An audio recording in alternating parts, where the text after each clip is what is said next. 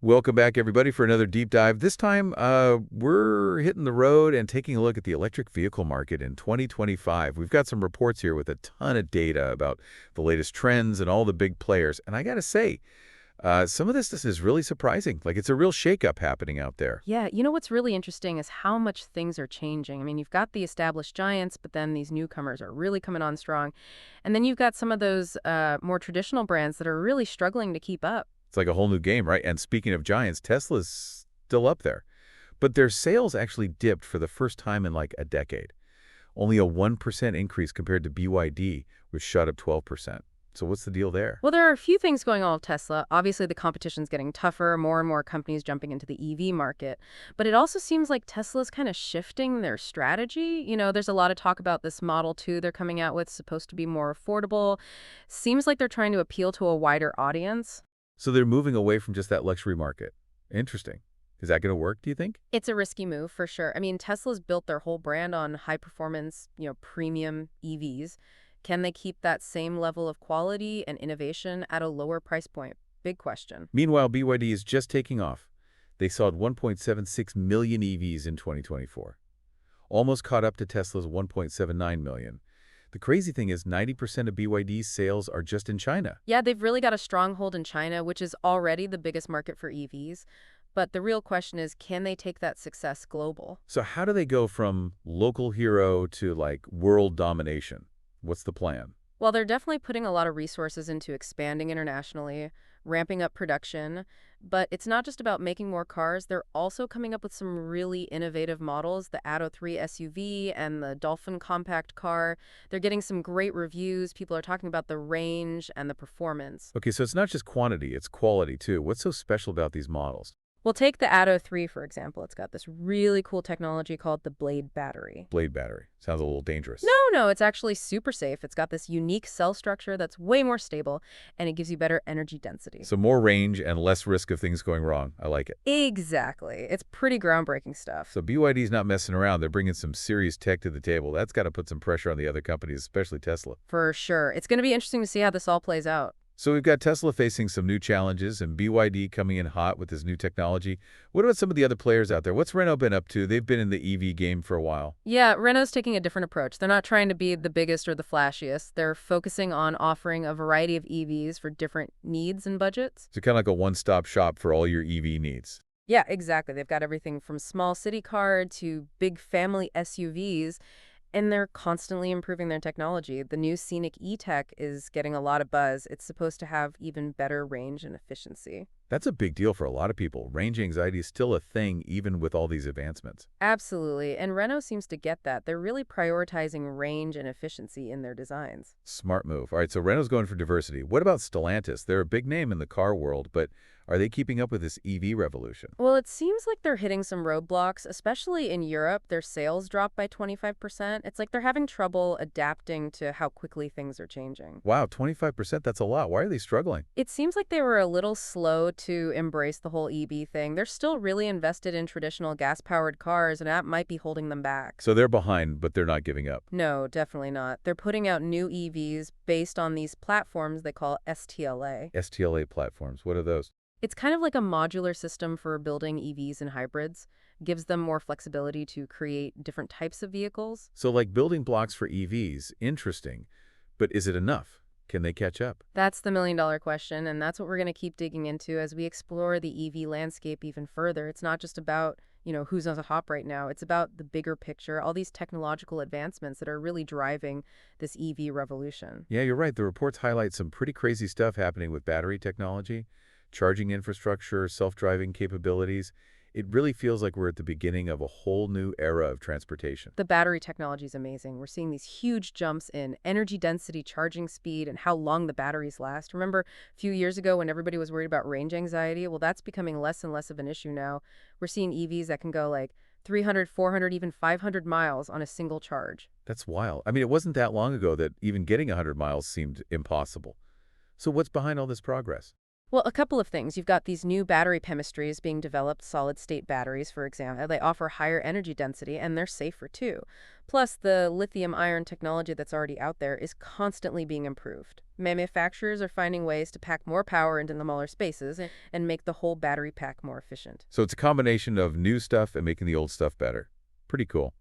But it can't just be about the batteries, right? What about the charging infrastructure? That's crucial. We're seeing these fast charging networks popping up everywhere. Makes it so much easier to charge your car on the go, and the charging speeds themselves are getting faster. Some of these new ultra-fast chargers can give you hundreds of miles of range in just minutes. Wow, no more hanging out at the charging station for hours on end.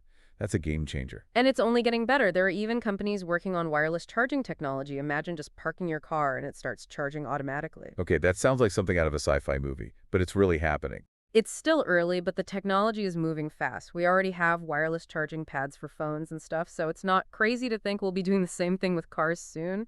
It might take a few years to go mainstream, but it's definitely coming. Amazing. So we got better batteries, faster charging. What about the actual driving experience? Are EVs just about being eco-friendly, or is there more to it? Performance is becoming a really big deal in the EV market. It's not just about saving the planet anymore. These cars are fun to drive, they're quick, they handle well, it's a totally different experience. Like those Teslas that can go from 0 to 60 in like 2 seconds? Yeah, exactly. And it's not just Tesla. A lot of EV makers are realizing that electric powertrains have a huge advantage when it comes to performance. Electric motors give you instant torque, which means really fast acceleration.